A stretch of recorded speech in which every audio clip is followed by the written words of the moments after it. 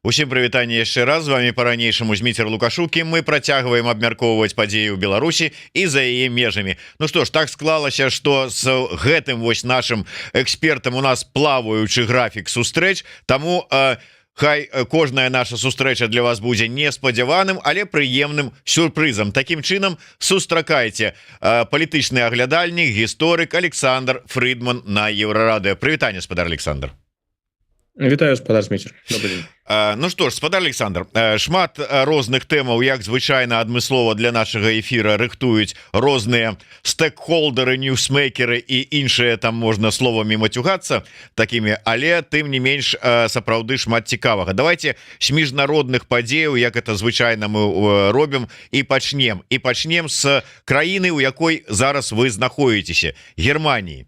Скандал с нямецкім дэпутатам. Мы з вами некалі пра яго гаварылі, калі толькі стала вядома пра тое, што у аднаго з палітыкаў, сябра партыі Альтэрнатыва для Германії ёсць свой бізнес у лукашэнкаўскай Беларусі. І гэта ўжо стала нагодай для такога абмеркавання і ў нас в эфіры, і ў Германії у тым ліку у СМІ і у палітычных асяродку і ў грамадзянскім асяродку, што не перашкодзіла яму стаць ўсё ж таки дэпутатам недзе там на зямельных выбарах. А тут новы скандал, які нават сёння, я ведаю, атрымаў працяг.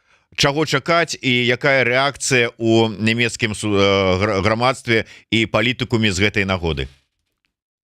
Ну, давайте пачнем з прэсы. Насамрэч, у нямецкай прэсе гэтай публікацыі з'явіліся, там ніякіх таких новых дэталяў я не пабачыў, яны спасылаюцца на публікацыю Reform News, то бок тая публікацыя, якая выйшла ў беларускім кантэксце.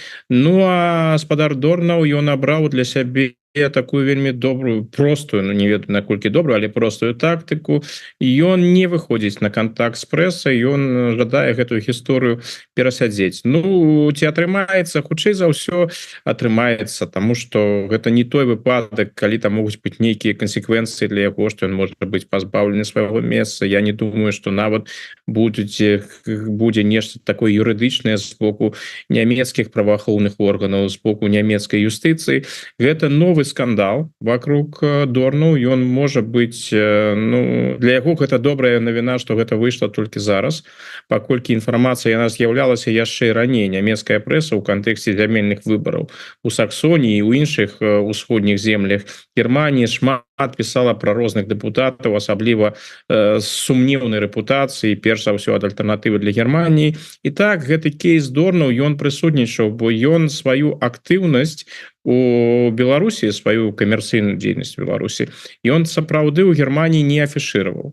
У Беларусі гэта было вядома, ёсць жа шэраг публікацый у беларускай дзяржаўнай прэсе, ці ён прысутнічаў, гэта ж вядомая тактыка лукашэнкаўскай прапаганды, калі там з'яўляюцца нейкія іншаземцы, якія прыхільна ставяцца да Лукашэнкі, якіх можна выкарыстаць у Беларусі, іх адразу выкарыстоўваюць, нават калі ім гэта не асабліва не падабаецца. Ну так вось тактыка Дорнаў была такая. У Беларусі яго выкарыстоўвалі, а ў Германії ён пра свой беларускі бізнес звычайна нічога не пісаў, хаця, будучы дэпутатам Лантага, ён мусіў паведаміць пра гэты бізнес. Ён гэта не зрабіў, прэса да гэтага дакапалася, скончылася з тым, што ён мусіў сплаціць штраф недзе 20 000 еўра, ён сапраўды яго сплаціў. І ключавы быў момант, насамрэч, што будзе рабіць з гэтым выпадкам Альтэрнатыва для Германії.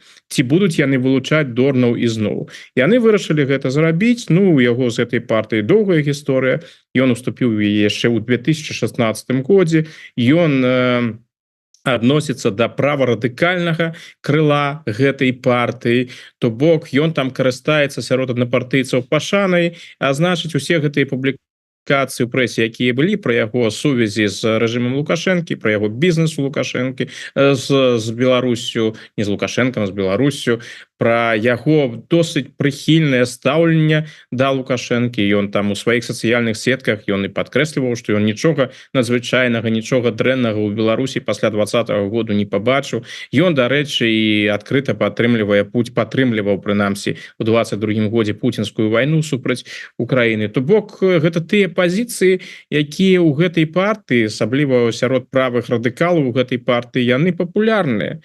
І калі вось пачаўся гэты скандал вакол Дорнаў, яны ўсё роўна яго зрабілі кандыдатам, і па партыйным спісе ён прайшоў.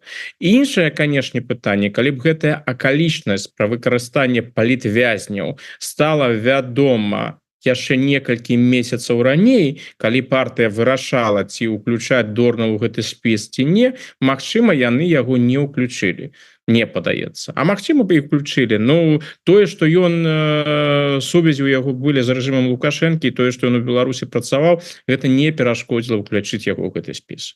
Гэта, так бы мовіць, уся гісторыя. Што мы маем зараз? Ёсць публікацыі нямецкай прэсы, і гэта тэма, напэўна, будзе яшчэ прысутнічаць. Але, як я ўжо казаў, Дорнаў паспрабуе яе перасядзець, і думаю, што праз пэўны час гэтая тэма і знікне, і ён застанецца дэпутатам. Ну, што тычыцца яго розных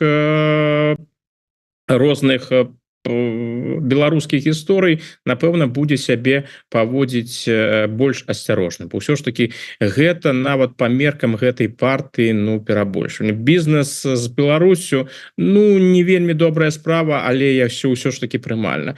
А выкарыстанне палізняволеных, ну, гэта выглядае зусім дрэнна, нават для альтэрнатывы для Германії. Так што, думаю, в будучым Дорнаў будзе весці сябе больш асцярожна.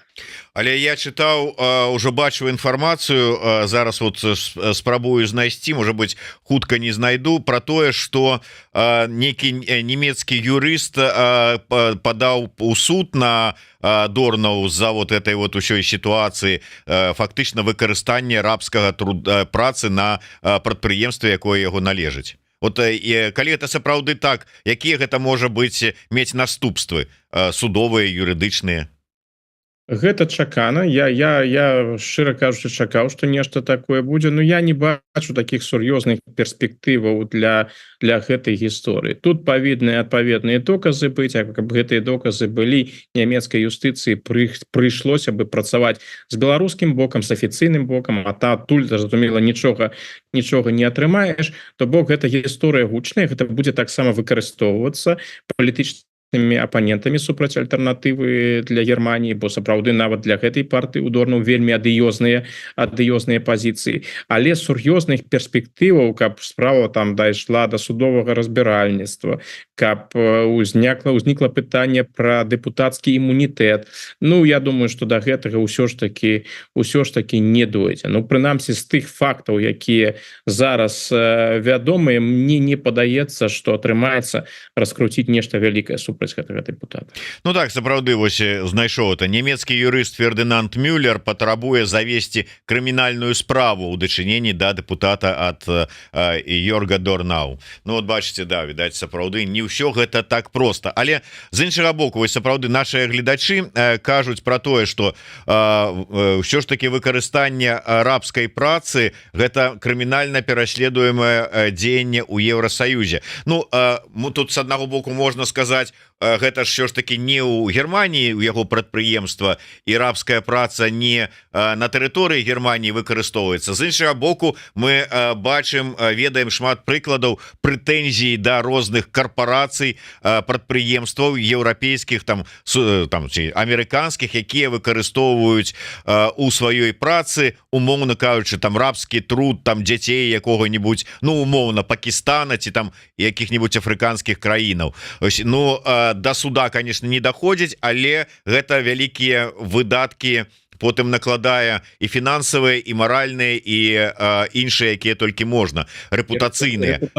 Да, у дадзеным выпадку нешта такое ўсё ж таки будзе, не? Я б сказал бы так, рэпутацыйныя праблемы могуць узнікнуць у тых людзей, у якіх ёсць рэпутацыя.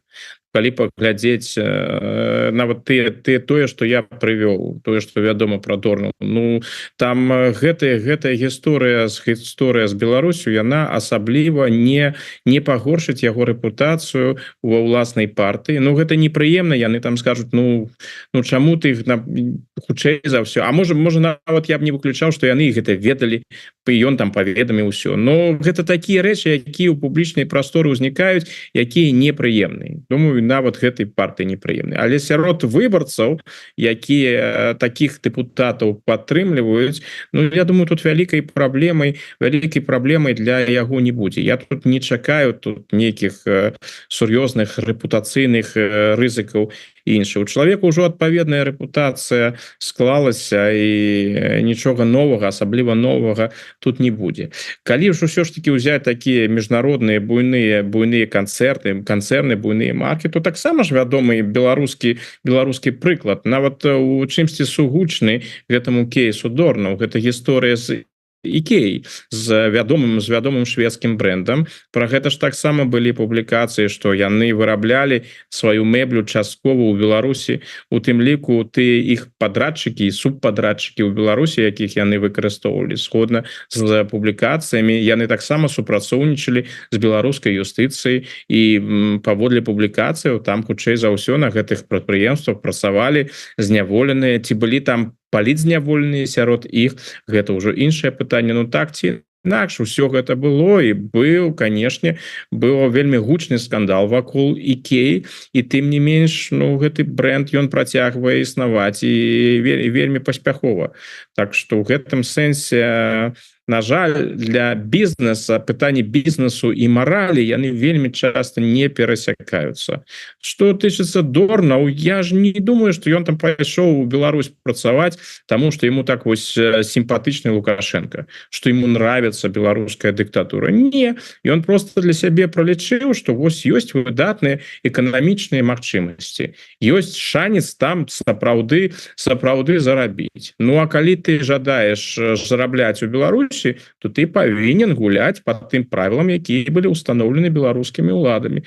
Ну і Дорнаў гэта рабіў. Я думаю, што калі ён у сацыяльных сетках пісаў, што Лукашенко вось такі добры кіраўнік і іншае, ну не пісаў так дакладна, што добры кіраўнік, гэта я ўжо такі парафраз раблю. Магчыма, ён гэта рабіў выключна з прагматычных прычынаў, што ён ведаў, што беларускаму боку спадабаецца. Вось гэта ж не з кожным прадпрыемствам тая ж беларуская юстыцыя заключае пагадненні, каб можна было выкарыстоўваць альбо ўвогуле дармавую працоўную сілу. То бок Дорнаў відавочна скарыстаўся тымі магчымасцямі, якія для працы ў Беларусі ёсць. Ну а што тычыцца маральных прынцыпаў, ну гэта іншая гісторыя. Гэта не гісторыя ні пра гэтага дэпутата і ні пра гэтую партыю. Ну вот про маральныя прынцыпы мы з вами паговорым трошечку пазней. Давайте вось завяршаючы тэму нямецкую, пытанне ад гледача Максіма. Сыход кіраўніцтва зялёных, якія можа мець наступствы для Украины і Беларусі. Што сапраўды там зялёныя збіраюцца сыходзіць?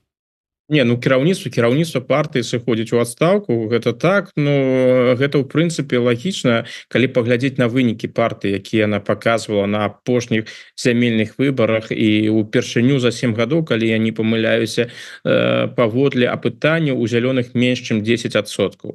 Калі улічваць, што ў сярэдзіне 2021 года яны нават пэўны час атрымлівалі ў апытаннях больш за 20%, там было нават не помыляюсь, 23-24%, а сёння яны дайшлі там менш за 10%, ну гэта, конечно, фатальнае развіццё, яны страчваюць электарат, і вынік на наступных выбарах можа быць для зялёных сапраўды вельмі дрэнным. То бок яны ў Бундестаге, зразумела, прысутнічаць будуць, яны не апусцяцца ніжэй за 5%, але нават сённяшнія 9%, нават 12-13%, гэта быў бы досыць дрэнны вынік для зялёных. І кіраўніцтва партыі лічыць, што ў дадзенай сітуацыі трэба нешта рабіць. Таму і кіраўніцтва партыі будзе зменена. зменен. Ну, тым самым зялёныя показваюць сваю вернасць дэмакратычным прынцыпам. Но гаворка ж не ідзе пра сыход з урада. Яны ва ўрадзе застануцца, і новыя выбары зялёным зараз не патрэбны. Іх вельмі дрэнныя пазіцыі, як я ўжо казаў у апытаннях. Што тычыцца падтрымкі Украіны, дык зялёныя ў кіраўніцтве, якія знаходзяцца ў кіраўніцтве краіны, ва ўрадзе яны рашуча падтрымліваюць Украіну, і большасць членаў партыі таксама выступае за як мага актыўную падтрымку Украіны. Так што думаю, у гэтым сэнсе пазіцыя зялёных пасля смены кіраўніцтва партыі не зменіцца. Але вот про падтрымку Украіны давайте перайдзем на іншы трек, але застанемся троху яшчэ у Нямецчыне. Прачытаў ізноўку про выказванне Шольца з нагоды падтрымки Украіны. Падтрымліваць будуць, але з нагоды далекабойных ракет ізноўку Шольц вот упарта стаіць на тым, што моя пазіцыя такая: ніякіх далекабойных ракет, ніякіх удараў у глыб тэрыторыі России. Як нямецкае грамадства да гэтага ставіцца? Што гэта за пазіцыя такая? Як яна ўспрымаецца? Большасць гэтую пазіцыю падтрымлівае, менавіта таму Шольц і так падкрэслівае, так гаворыць, бо згодна з апытаннямі пераважная большасць насельніцтва рашуча адвяргае пастаўку такіх ракетаў, паколькі баіцца, што яны могуць прывесці да прамога канфлікту паміж Германіяй і Расіяй, паміж НАТО і Расіяй. Шольц робіць гэта адмыслова, ён жадае зарабіць на гэтым палітычныя балы. Выглядае так, што нягледзячы на вельмі дрэнныя вынікі у сацыялагічных апытаннях, Шольц разлічвае ізноў жа на другі тэрмін.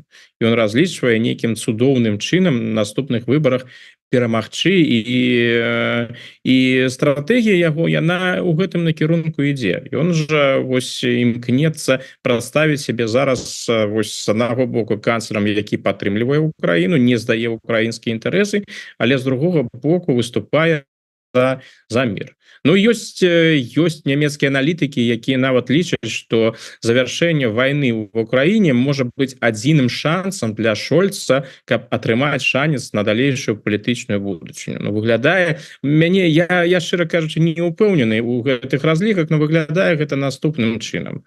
Нейкім чынам, не ведаю на якіх умовах, там умовы не канкрэтызуюцца ў такіх аналітычных артыкулах. Нейкім чынам Шольцу, пры падтрымцы Шольца, пры удзеле Шольца будзе заключена нейкае мірнае пагадненне паміж Расіяй і Украінай, альбо будзе спынена вайна. І у гэты момант Шольц можа паказаць сябе як чалавек, які прадухіліў Трэцюю сусветную вайну, як чалавек, які скончыў гэтую жахлівую вайну паміж Расіяй і Украінай, і таксама чалавек, які вёў сябе рахмана, чалавек, які не рызыкаваў, які не дазволіў гэтай пастаўкай ракет, тых жа ракет Таурус, прывесці да далейшай эскалацыі вайны. Што гэты вынік можа раптам перавярнуць стаўленне да Шольца, і паказчыкі і ягонай партыі раптам пайдуць угору. Мне гэта падаецца вельмі наіўна, тым больш, што цяжка ўявіць сябе нейкі такі сцэнарый у якасці Шольца, як такога міратворца, з якім будзе размаўляць Расія. Кіеў-то будзе размаўляць, але для Расіі там Шольц гэта безумоўна, не та фігура.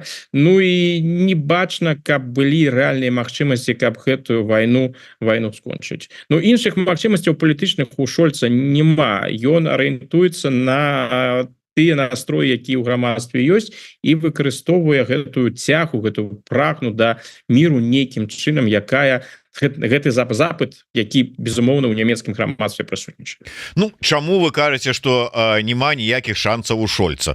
Мы ж зараз бачым про тое, як фактычна магчыма да ўлады у ЗША прыйдзе таксама яшчэ адзін міратворец, які таксама кажа, што як толькі я прыйду, стану прэзідэнтам, яшчэ нават інаўгурацыю не правяду, ўжо даб'юся міра паміж Масквой і Кіевам. А Шольц можа быць на гэта і разлічвае, ён разам з Трампам гэтага возьмуць, можа быць, Шольцам Масква не будзе гаварыць, а калі яны з Трампам стануць так горда, чуб рыжы на бок і ўсё, і вырашыць все пытанні. Правда, ніхто не ведае, што за план такі у Трампа. Знаете, ён там у стылі Лукашенко 94-го года: я запущу заводы. Как? Я знаю как. Так і тут. Я доб'юся мира. Якім чынам? Я знаю якім чынам. Так і тут.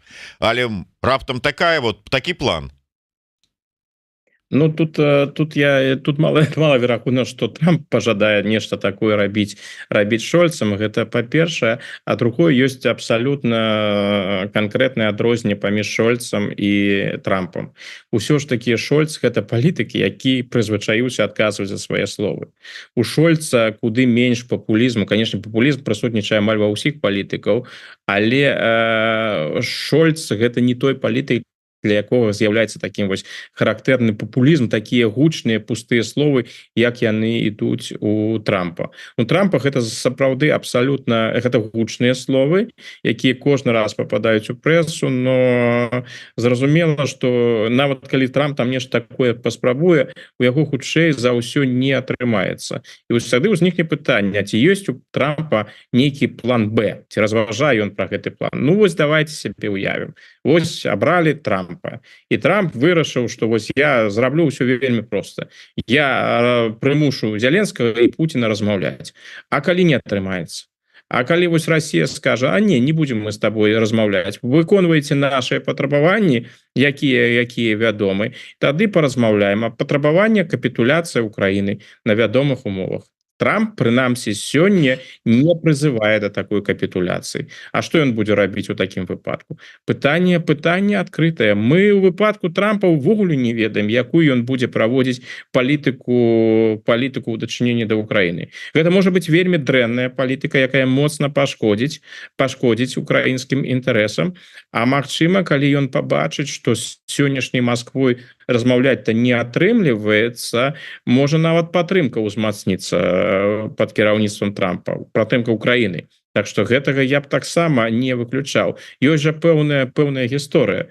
Ён калі прыходзіў да ўлады ў свой першы тэрмін, ён жа таксама падкрэсліваў, што вось былая дэмакратычная адміністрацыя так шмат займалася Украінай, так шмат дапамагала Украіне, што гэта ўсё трэба было б усё ж таки спыніць. Ну а што было у часы Трампа?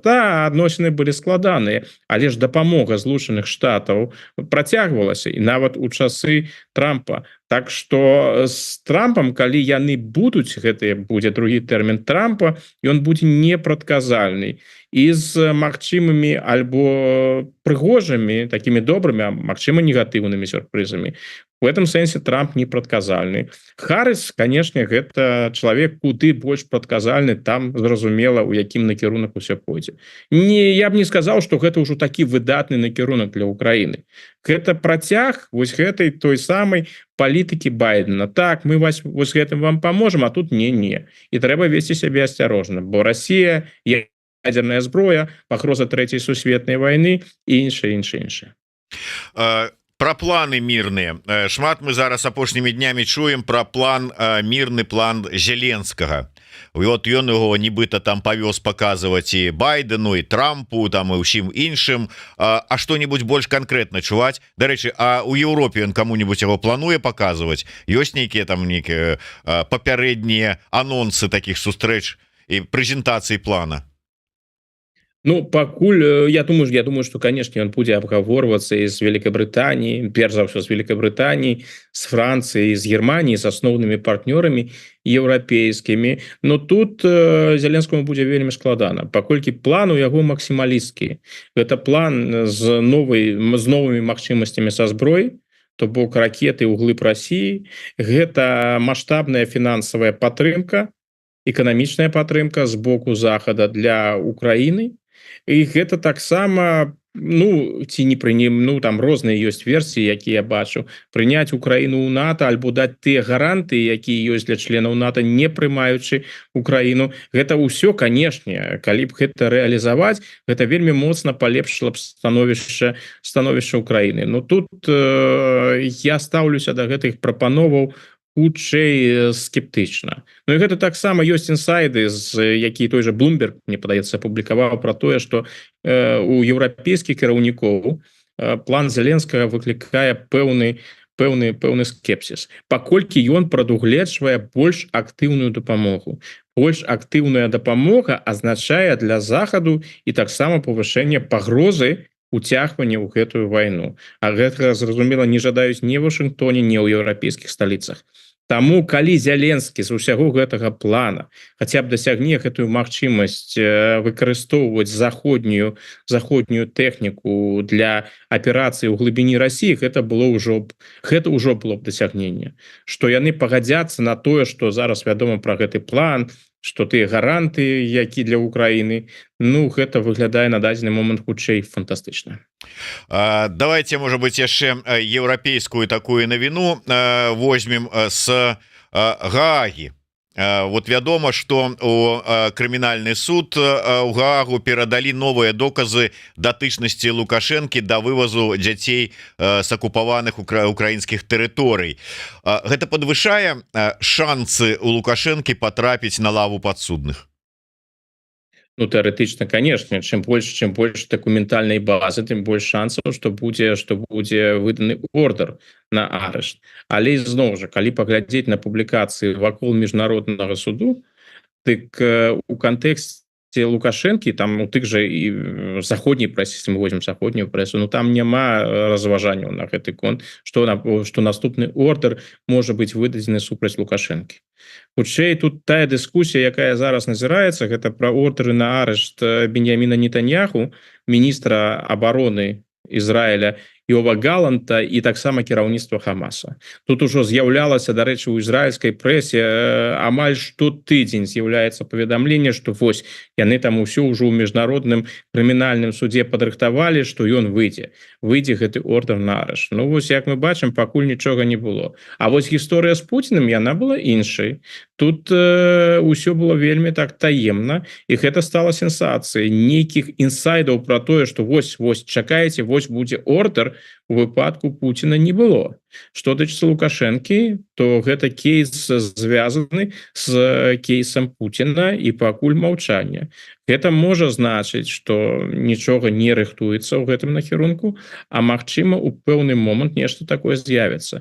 Но ўсё ж таки мы павінны падкрэсліць, што міжнародны крымінальны суд, ён хаця і незалежны, прынцыпе незалежны, ну, але знаходзіцца ўсё ж таки под уплывам розных краінаў. І вось калі паглядзець на менавіта з пункту гледжання заходняга, вось з пункту гледжання еўрапейскіх краінаў, то выдаць зараз ордер на арышт Лукашэнкі гэта хутчэй контрпрадуктыўна.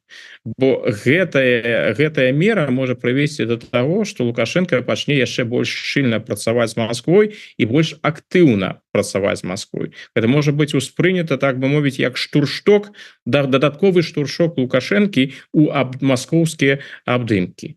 І гэта, як мне падаецца, не тое, чаго бы зараз жадалі заходнія краіны. Але гэта сённяшняя перспектыва. Што тычыцца будучыні, я думаю, што гэта толькі пытанне часу. Гэты ўсе тэмы будуць разгледжаны, рана ці позна Лукашенко свой ордер, як мне падаецца, атрымае. Ну гэта ордер, гэта ж не значыць, што яго накіруюць у Гаагу. Ён, як мне падаецца, і сам адчувае, што гэтым усё можна скончыцца і нават у якімсьці сэнсе, напэўна, і рыхтуецца да гэтага. Ну як інакш можна патлумачыць, што ён раптам пачаў пра гэта разважаць. Ну нема гэтай тэмы асабліва ў публічнай прасторы. Яна была тады, калі выдавалі ордер на арышт Пуціна. Вось тады чакалі, вось Лукашенко, безумоўна, наступны, гэта прыйдзе. Ну гэтага, як вядома, не адбылося. І тым не менш Лукашенко звяртаецца да гэтай тэмы, паказвае, што яму гэтая тэма непрыемная і, магчыма, у яго ёсць нейкая інфармацыя, што супраць яго там нешта рыхтуецца. І ён, адпаведна, рыхтуе беларускае грамадства да такой падзеі. Вось вы сказали про перасцярогі заходніх палітыкаў ці, скажем, пажаданні каб не скацілася Мінску абдымкі Москвы канчаткова і гэтак далей. І мы з вами тут абмяркоўвалі перад эфірам гэтую тэму інтэрв'ю аднаго прапагандыста, якое ён даў зеркалу, дзе ёсць словы про тое, что я так троху, можа быть, кампаную думку, але факт такое, что калі вы не спыніце санкцыі, калі вы не спыніце ціск, калі гэтыя збеглыя не будуць там падбухторваць заходніх палітыкаў, калі захад не пачне размаўляць з Лукашенком, то мы зараз вот развернемся і пойдзем у Россию у якасці федэратыўнага нейкага там адзінкі. Так что гэта ну просто ляпнуць і ляпнуць, ці там сапраўды как бы разлічваюць на тое, что под такой вось пагрозай, ну там один ядерной дубинкой размахивая, другие кажа вот что, а сейчас мы как уйдем в Россию, и зараз как сполохаются западные политики и кинутся целовать ноги Лукашенко. Так что ли оно працуе? Я не ведаю, шчыра кажучы, як гэтая размова з Васкрасенскім рыхтавалася з боку зеркала, ці гэта былі пісьмовыя адказы, альбо што яму даслалі пытанні, на гэтыя пытанні былі пісьмовыя адказы, альбо там была нейкая канферэнцыя, дзе ён размаўляў. Но для мяне відавочна, што чалавек да гэтай размовы падрыхтаваўся і свае адказы узгадніў. Ён, безумоўна, узгадніў таксама і тое, што ён увогуле можа зеркалам размаўляць. Ну гэта ж відавочна. Не, ну гэта зразумела, тым больш, что там как бы у яго лепшых традыцыях смелага так сказать чалавека размова ідзе про тое, что ён не мог даць экстрэмісцкаму выданню інтэрв'ю, таму ён пагаварыў з журналісткай просто як вот з грамадзянінкай, як з чалавекам, і ўсё.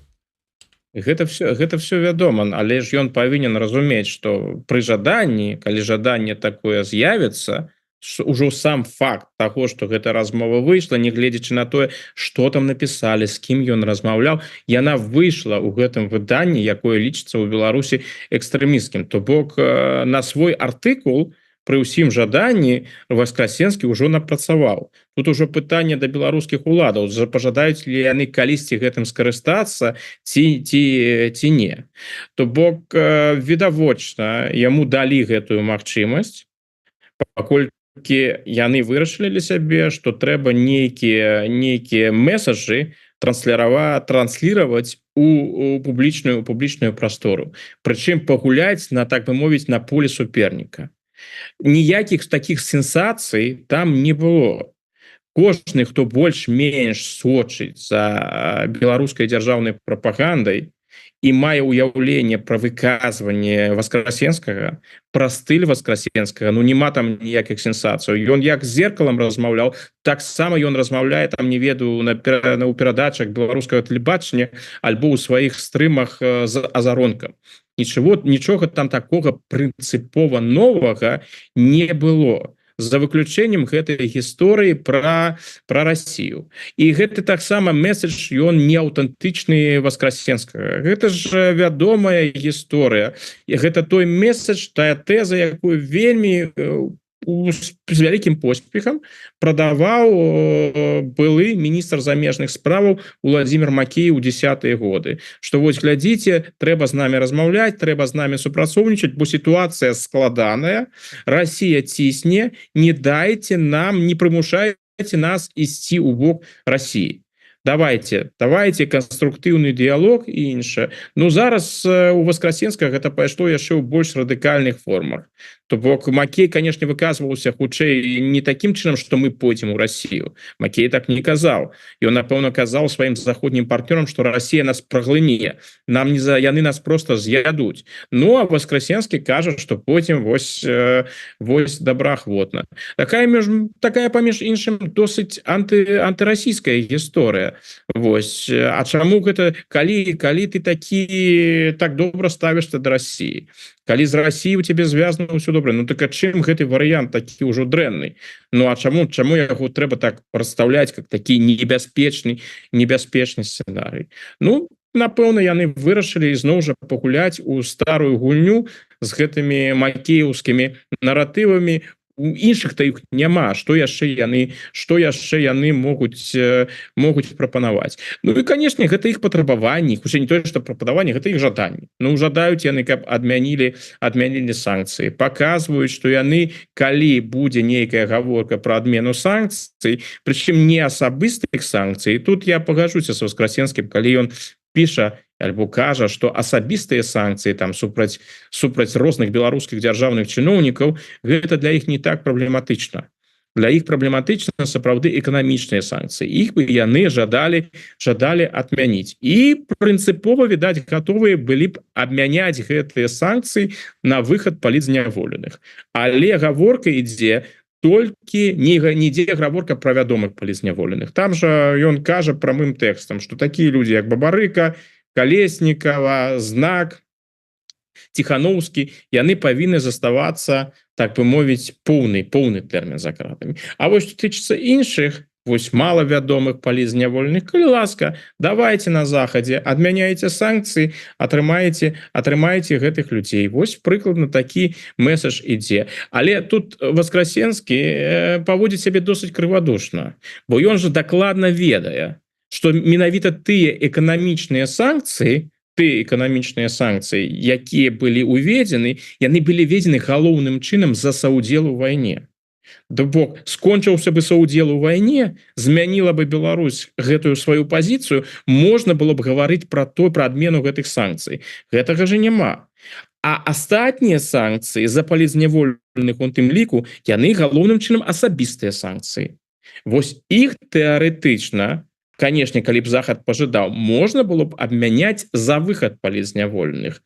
Но гэта ж Лукашенко асабліва не цікавіць, ну яму ўсё роўна, ці змогуць яго міністры ездзіць на захад ці не. Яны ўсё роўна туды не збіраюцца. І грошаў, напэўна, у іх таксама на захадзе няма. Ну да, у дадзенай ситуации, конечно, Юрий, специалисты, такое раздвоение свядомости конкретное, потому что у 20-м годзе, по его словах, только дзякуючы вось гэтаму дзякуючы дзеянням гэтых рэпрэсіўных метадаў уратавалі Беларусь і захавалі яе суверэнітэт і незалежнасць, тому что гэта каштоўнасць. І тут же на іншай старонцы ён кажа: ну калі захад з намі не пачне размаўляцца, то мы пойдзем у склад России. То есть ты чакайце, а дзе ж каштоўнасць у выглядзе суверэнітэта і незалежнасці? Ну ізноў жа там супярэчнасцяў хапае, но гэта ў прынцыпе гэта ж тыпова для беларускай дзяржаўнай прапаганды. Тут Васкрасенскі не з'яўляецца нейкім феноменам.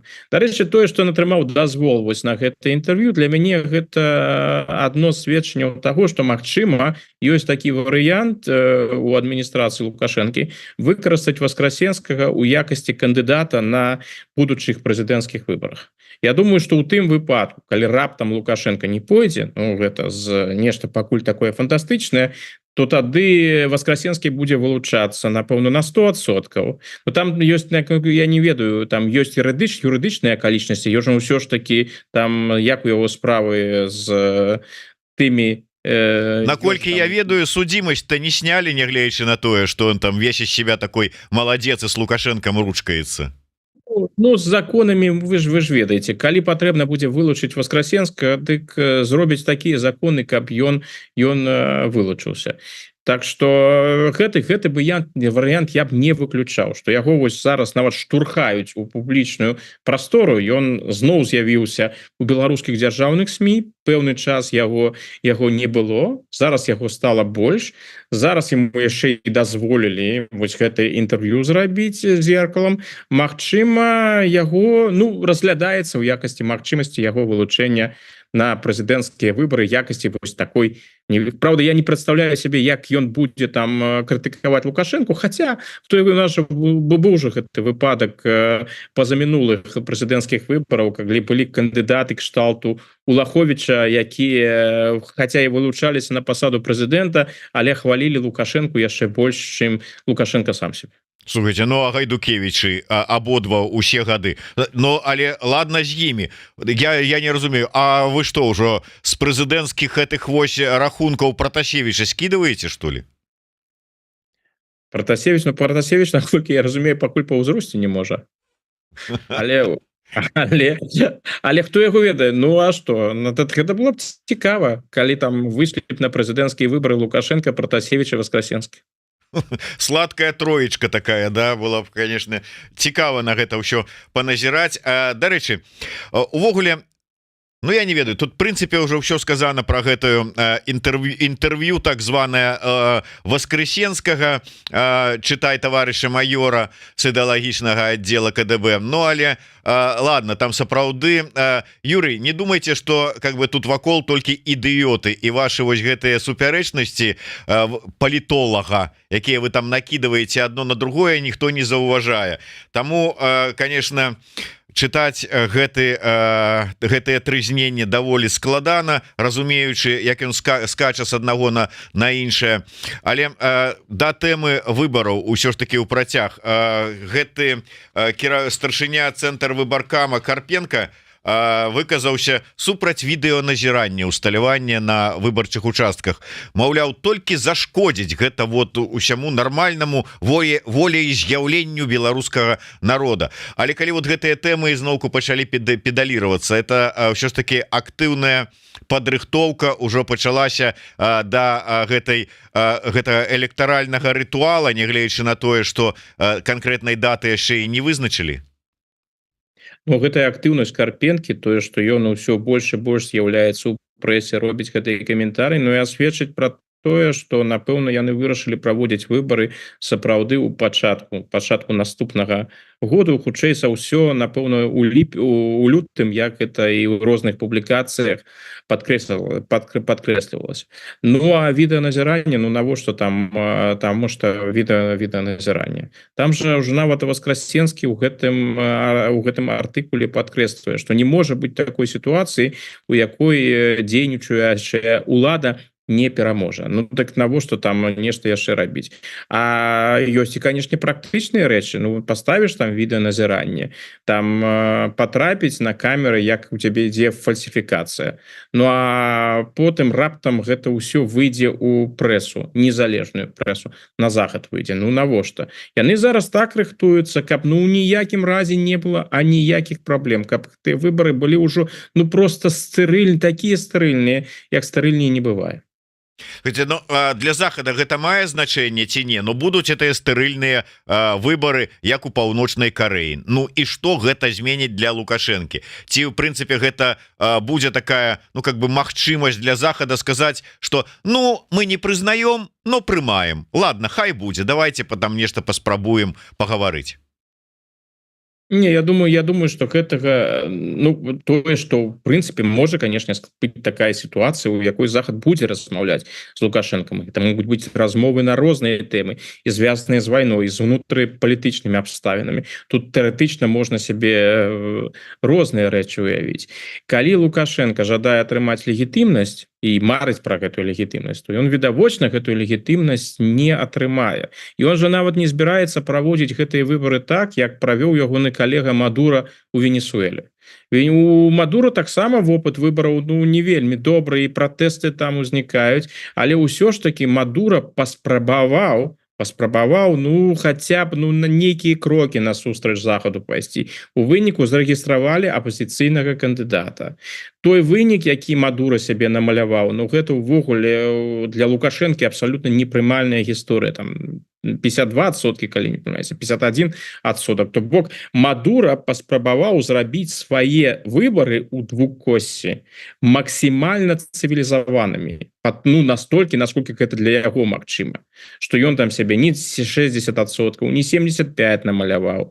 Што ён дапусціў усё ж таки гэтага кандыдата. Які вынік для Мадура? Ну ва ўладзе ён захаваўся, ён па-ранейшаму яго моцны картны апарат, з дапамогай якога ён падавіў гэтыя пратэсты. Але ці прызналі захад і Злучаныя Штаты, ці прызналі яны гэтыя выбары, ці прызналі яны Мадура легітымным кіраўнікам? Не прызналі. Дык вось тое, што рыхтуе Лукашенко, гэта абсалютна непараўнальна нават з тым, што было ў Мадура. Ну не будзе ў нас на выбарах Лукашэнкі сапраўдных альтэрнатыўных кандыдатаў. і не будзе ніякіх 52%. Там будзе, калі будзе вылучацца Лукашенко, 90% і больш. Ну, калі не прызналі ў Мадура, не прызнаюць і у Лукашэнкі. Ну, гэта Лукашенко асабліва не пашкодзіць. Сітуацыя, у якой ён зараз знаходзіцца, яна захаваецца.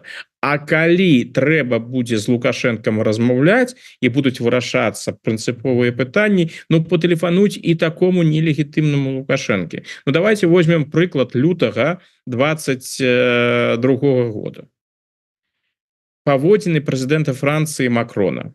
Ну, Макрон же і выказваўся ў 2020 годзе наконт Лукашэнкі. Макрон быў першым замежным кіраўніком, які сустрэўся ў Вільнюсе са Светланай Ціхановскай яшчэ ў жніўні 2020 году. І французскае кіраўніцтва яно заяўляла пра падтрымку беларускай дэмакратычнай супольнасці і падкрэслівалася, што Лукашенко узурпатар і іншае. А потым пачалося расійскае ўварванне в Украіну паўнамасштабнае. І былі вялікія перасцярогі, паколькі яно ішло з тэрыторыі Беларусі, перш за ўсё. Былі вялікія перасцярогі ў Францыі, што вось зараз вайна можа перакінуцца і на тэрыторыю Беларусі, і яшчэ бліжэй для межаў Еўразвяза. І што робіць Макрон у такой сітуацыі? Ён тэлефануе Лукашэнку. Таму што тут пытанне ў гэты момант, тут не пытанне пра тое, там, лічыш ты Лукашэнку легітымным ці нелегітымным. Фактам застаецца, што Лукашенко фактычна Беларусю кіруе. Там, кім яго хочаш называй, узурпатарам, дыктатарам, прэзідэнтам, кім заўгодна. Улада ў ягоных руках. Ён кантралюе сітуацыю ў краіне. Ну, таму Макрон тэлефанаваў менавіта яму. А раней, у 21 годзе, падчас крызіса на мяжы, крызіса мігрантаў, тое ж самае рабіла тагачасны канцлер Федэратыўнай Рэспублікі Германії Ангела Меркель. У такі момант, калі трэба было вырашыць праблемы на мяжы, тут не задумваліся пра тое, ці легітымны Лукашенко, ці нелегітымны. Ну да, вось глядачка под нікам Панначка піша: размаўляць усё адно прыйдзецца. Дарэчы, вось, можа быць, на тэму размаўляць усё адно прыйдзецца, можа, мы троху у бок, але я ведаю, што вы уважліва сочыце таксама і за гэтай тэмай. Мы закраналі пытанне палітвязняў. Усё ж такі вот працягваюцца гэтыя спрэчкі па стратэгіі дэмсілаў у гэтым накірунку. Размаўляць, не размаўляць, перамовы, не перамовы, з якім месседжам ісці да заходніх партнёраў і гэтак далей. Ці, як другі бок кажа, гэта санкцыі, ціск працуе, трэба працягваць і гэтак далей, ніякіх вот перамоваў у тым сэнсе, каб ісці на паваду, вызваляй. Вот вы як лічыце, у якой мы сітуацыі знаходзімся у гэтым сэнсе і якія магчымасці ёсць?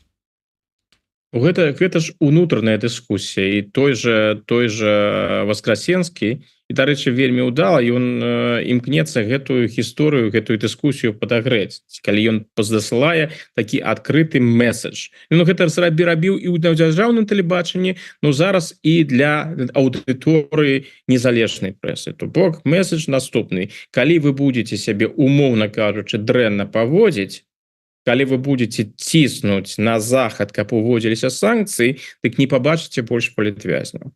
З аднаго боку, гэта вельмі супярэчліва. Падкрэсліваецца з аднаго боку, што у дэмакратычных сілаў няма аніякага ўплыва, а з другога боку высвятляецца, што ўсё ж такі пэўны ўплыў ёсць на рашэнне заходніх краінаў адносна санкцыяў. Насамрэч, гэта выглядае ўсё ж такі, з майго пункту гледжання, трошкі інакш. Беларускія дэмакратычныя сілы, калі вырашаюцца пытанні ў адносінах да Беларусі, выпрацоўваецца стратэгія, заходняя стратэгія, яны могуць выказаць свае пажаданні. Гэта пажаданні альбо дадатковых санкцыяў, гэта пажаданне паслаблення гэтых санкцыяў і іншае, але не за імі апошняе слова.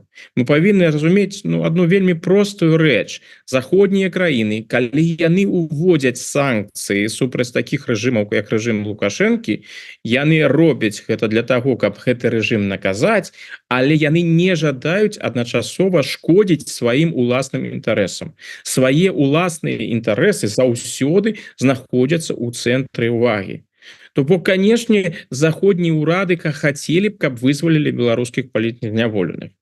Гэта іх жаданне, але ўсё ж таки рашэнні яны прымаюць не зыходзячы з інтарэсаў беларускіх палізнявольных перш за ўсё, а зыходзячы з уласных палітычных, эканамічных і іншых інтарэсаў. То бок калі захад вырашыць, што вось настаў час размаўляць з Лукашэнкам, што можна размаўляць з Лукашэнкам, што можна Лукашэнку нешта прапанаваць альбо пачуць ад Лукашэнкі прапановы, то захад гэта зробіць у незалежнасці ад таго, на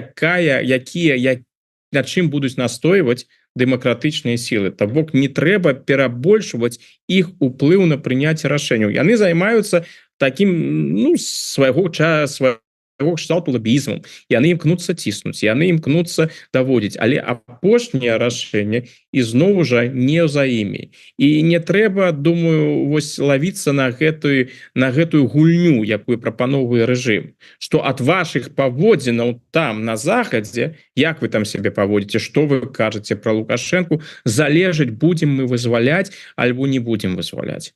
Тут справа зусім іншая. Лукашенко вызваляе людзей альбо жадае паказаць захаду, што ён гатовы для перамоваў і чакае прапановаў, што вось глядзіце, я магу вызваліць і магу нават вызваліць тых людзей, якіх вы жадаеце, калі вашыя прапановы будуць слушнымі, калі вашыя прапановы мяне задаволяць. А магчыма, і тут я звярнуся да версіі Іллі Яшына, а магчыма, гэта сапраўды такая банальная гісторыя, што Лукашенко абменьвае палітзняволеных, магчыма, на запчасткі ад самалётаў, магчыма, на нешта іншае. То бок Лукашенко гэта ж той чалавек, які просто так нічога не робіць. Тут ніякага гуманізму няма і быць не можа. Нешта робіцца толькі таму, што за гэта альбо нешта атрымаюць, альбо спадзяюцца, што гэта стане сігналам для таго, каб нешта атрымаць. Вось, дарэчы, калі ўжо ўзгадалі, ўсё ж таки, як вы ставіце да гэтай версіі, якую агучыў Яшын, так і не прызнаўшыся, адкуль у яго гэта інфармацыя. Вот як вы яе ўспрымаеце? Ну, тут можна ізноў жа толькі паспрабаваць дадумацца, адкуль у яго гэта інфармацыя. Ну, Яшын сапраўды, яго вельмі добрыя кантакты на сур'ёзным узроўні. Дарэчы, не толькі ў яго, таксама і ў яго паплечніка Карамурзы. Так што, хутчэй за ўсё, калі гэта сапраўды адпавядае рэчаіснасці, гэта інсайды ад заходняга кіраўніцтва, з кіраўнічых колаў заходніх краінаў, магчыма, нямецкіх, магчыма, амерыканскіх. Но ізноў жа на гэтае пытанне, магчыма, я і памыляюся, на гэтае пытанне павінен, калі ён пажадае патрэбным, адказаць сам Ілля Яшын. Калі паглядзець на паводзіны Лукашэнкі, як ён звычайна гэта робіць, ну, гэта можна сябе ўявіць, што Лукашенко сапраўды вырашыў абмяняць людзей, бо яму патрэбны запчасткі, не ведаю, ці для самалётаў Белавія, ці для уласнага самалёта. Ну, чаму не? Каб скарыстацца сітуацыяй. Ён жа разглядае палітвязняў як актыў. Вось тых людзей, з якімі ён можа нешта зрабіць. Ну, навошта іх выпускаць просто так, калі на них можна яшчэ нешта зарабіць, як гэта і ў мінулым у сацыялістычных краінах актыўна рабілі. Перш за ўсё у Румыніі, у ГДР, часткова ў Савецкім Саюзе.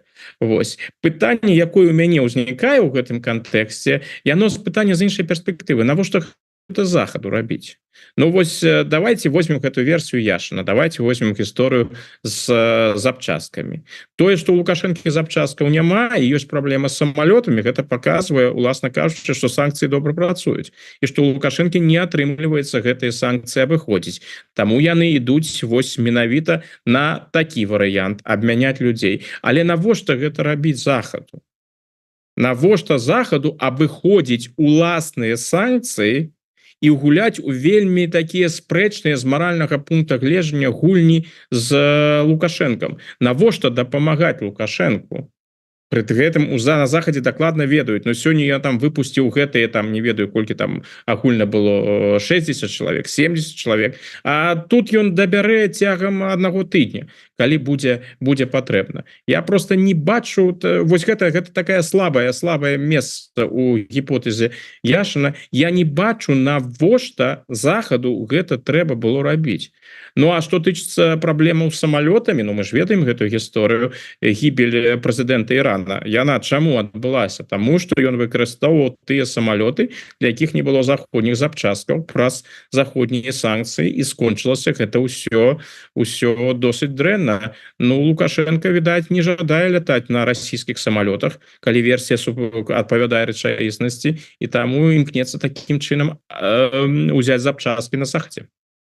Ну да, хотя з іншага боку, что-то мне даволі сумніўна, что не можа здабыць там пэўную колькасць запчастак рэжым у абход санкцый праз трэція краіны, там якія-нибудь, господи, Казахстан, Туркменістан і гэтак далей, что яны там не могуць там запчастку якую-нибудь тыя купіць і яму перадаць. Так. Вот. Так. І тут ввогуле з гэтым выказваннем Яшина вельмі ўсё так цьмяна, нібыта паспрабаваў прадэманстраваць, что вот вы там ўсёй сваёй дэмакратычнай апозіцыяй на чале з Ціхановскай разважаеце і не можете здагадацца, чаму Лукашенко і рэжым вырашыў вызваліць палітвязняў, а я вот цэлы Яшин толькі прыйшоў і адразу усе вам разгадкі прынёс, там белый гаспадзін прынёс вам ўсё, што трэба, каб вы ведалі сваё месца. Ну неяк вот так. Но пры гэтым я бы ўсё ж таки падкрэсліў, што вось калі ўзяць апошні час, узровень контактаў, які быў у Яшина, людзі, з якімі ён сустракаўся, з кім ён размаўляў, з якімі у яго ёсць контакты, гэта найвялікшы ўзровень, прынамсі ў Германії. Там ён і сустракаўся з самымі ўплывовымі палітыкамі, ён сустракаўся і размаўляў з федэральным канцлерам. Так што магчымасць доступа да інфармацыі, сур'ёзнай інфармацыі у яго ёсць. Вось калі мы параўнаем нават з Ціхановскай, то у Ціхановскай апошнім часам такіх сустрэчаў на такім узроўні, на вышэйшым узроўні, як у Яшина, не было. Ну іншая справа, што ў Яшина гэта толькі часовая гісторыя, зараз усе гэтыя сустрэчы пройдуць, вось і на гэтым усё скончыцца. Давайте вернемся да, можа быть, троху іншага аспекта. С аднаго боку вось вызвалення палітвязняў, з другога боку заявы про тое, што ніякай адлігі не будзе, што вот закручванне гаек будзе працягвацца, а з трэцяга боку атрымліваюць пэўныя людзі асобныя за мяжой нейкія там смс-кі, паведамленні ў Viber, там глядзіце, камісія па вяртанні працуе толькі до Нового года, вяртайцеся, пішыце, звяртайцеся. Навошта гэта ім? Месца лішняе з'явілася за кратамі ці што? Вот якія мэты пераследуюцца? Ну, я думаю, что мэта-то галоўным чынам такая: пасеять разлад і сумненні сярод тых людзей, якія знаходзяцца па-за межамі Беларусі. То бок паказаць ім, што вось яшчэ магчымасць ёсць, а вы давайте вяртайцеся. А можа і сапраўды хтосьці адгукнецца на гэта, бо хапае тых жа людзей, якія з'ехалі ў 2020 годзе альбо у кантэксце 2020 года і не знайшлі сябе там у іншых краінах, якім там досыць складана. Так што ў гэтым сэнсе закінуць вось такое ў рамках псіхалагічнай вайны, каб паспрабаваць заставіць людзей там паразважаць, павагацца у той ці іншы накірунак. Ну чаму не? Гэта псіхалагічная аперацыя, перш за ўсё. Ну і можа быть, на завяршэнне нашай размовы хацелася б ўсё ж таки ваше меркаванне пачуць вот гэтыя скокі Лукашэнкі у военной форме, развагі про тое, что трэба рыхтавацца до войны, не, на нас там ніхто вот прямо зараз не нападае, але вот мы вот самы сухі павінен быць зараз порах, нават сушэй, чым быў учора і заўчора.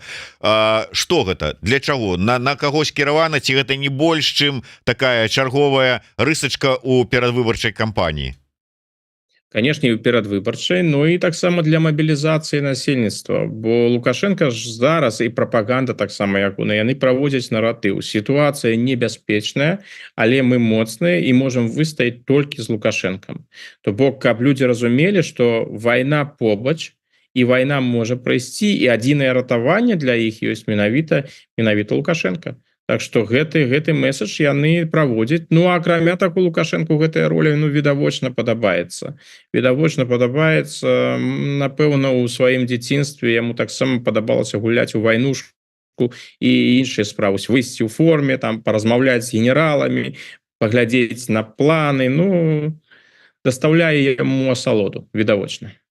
Дякую вялікі. Ну што ж, на жаль, трэба вяртацца спадару Александру да выкладання жыццёвых прынцыпаў навучных сваім студэнтам. Ну а мы таксама працягваем сваю працу. Дзякуй вялікі, да наступнай сустрэчы у наступным тыдні.